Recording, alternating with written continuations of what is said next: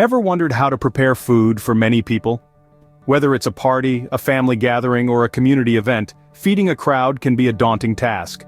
But don't worry, it can be done with a little planning and organization. We'll be covering a range of steps, from planning the menu, calculating portions, and making a shopping list, to preparing a timeline and prepping ingredients in advance.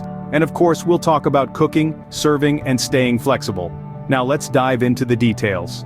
The first step in preparing food for a crowd is planning the menu. It's vital to consider dietary restrictions, preferences, and the occasion when picking your dishes. Variety is key. Select a blend of make-ahead recipes and dishes that require last-minute attention. This approach not only adds diversity to your table but also helps in managing your time efficiently. Remember, thoughtful planning is the secret ingredient to a successful feast. Once you've decided on the menu, the next step is to calculate the portions. Calculating portions may seem complicated, but it's actually quite simple when you follow some basic rules. Let's start with the main dishes. For each guest, you'll need about 1 pound. That's approximately 450 grams. For side dishes, consider having between 4 to 6 ounces per person. That's about 115 to 170 grams.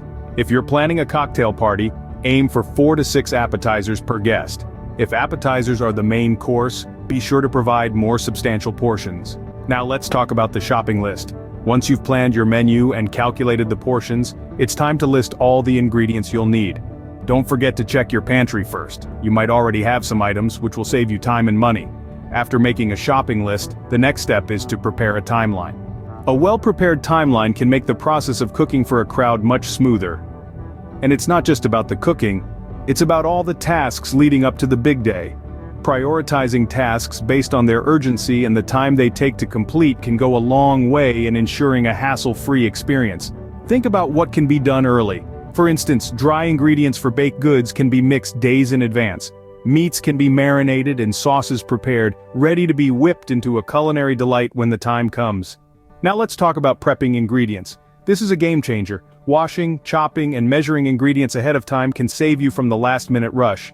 And remember, it's crucial to store these prepped ingredients properly to maintain their freshness. With the timeline and prepped ingredients ready, you're now set to start cooking. Now that all the preparation is done, it's time to start cooking. One of the smartest moves you can make when cooking for a large group is opting for recipes that can be prepared in advance. This is a secret weapon of many seasoned hosts. Dishes like casseroles, stews, soups, and even certain types of pasta can be made ahead of time, then reheated before serving.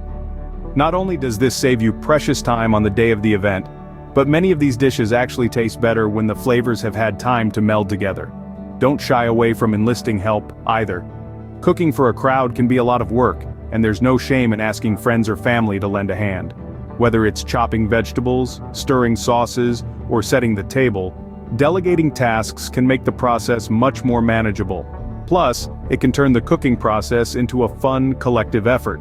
Setting up a serving station is another crucial step. This is your stage, your command center.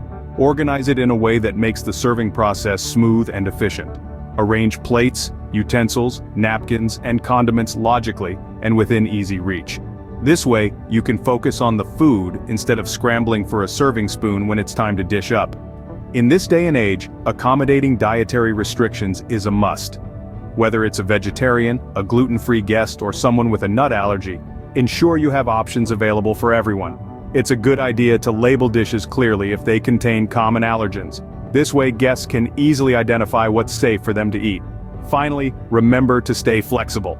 Even with meticulous planning, things might not always go exactly as planned. Maybe the roast takes longer to cook than expected, or the salad dressing turned out a bit too tangy. That's okay. Adapt, improvise, and keep your cool. After all, the most important thing isn't the food, it's the company. By following these steps, you can prepare food for a large group of people without feeling overwhelmed. Remember, the most important thing is enjoying the company of your guests. Happy cooking!